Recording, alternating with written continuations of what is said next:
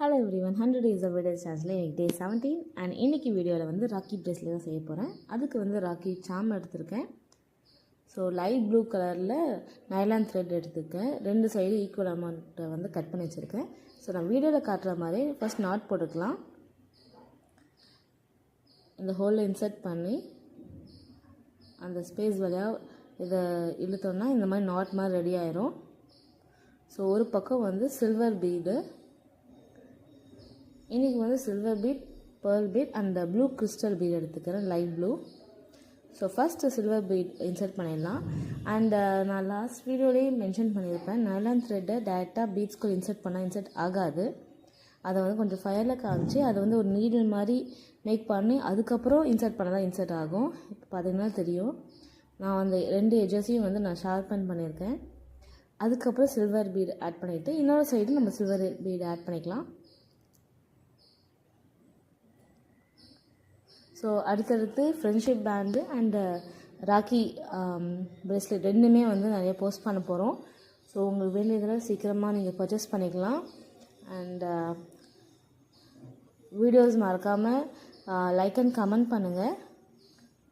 SPK hand big jewellery Instagram and யூடியூப்பில் follow பண்ணுங்கள்.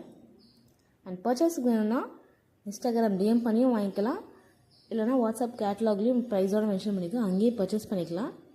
So இப்போ இந்த சைடில் ஒரு பக்கத்தில் வந்து நம்ம pearl bead, crystal bead, again ஒரு பேர்ல் அண்ட் கிறிஸ்டல்னு ஒரு சைடு ஃபுல்லாக முடிச்சிடலாம். ஒரு சைடு கம்ப்ளீட் பண்ணிவிட்டு அப்புறமா இன்னொரு சைடில் கம்ப்ளீட் பண்ணலாம்.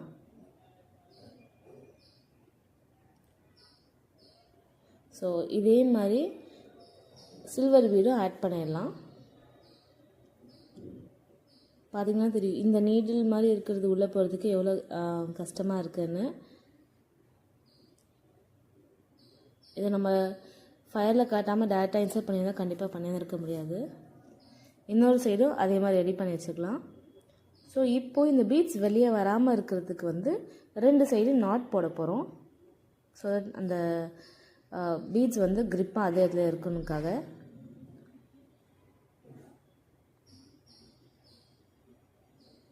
எவ்வளோ டைட் பண்ண முடியுமோ அந்த த்ரெட்டை வந்து டைட் பண்ணிக்கலாம். இதே மாதிரி இன்னொரு சைடு இப்போ பண்ணிக்கலாம்.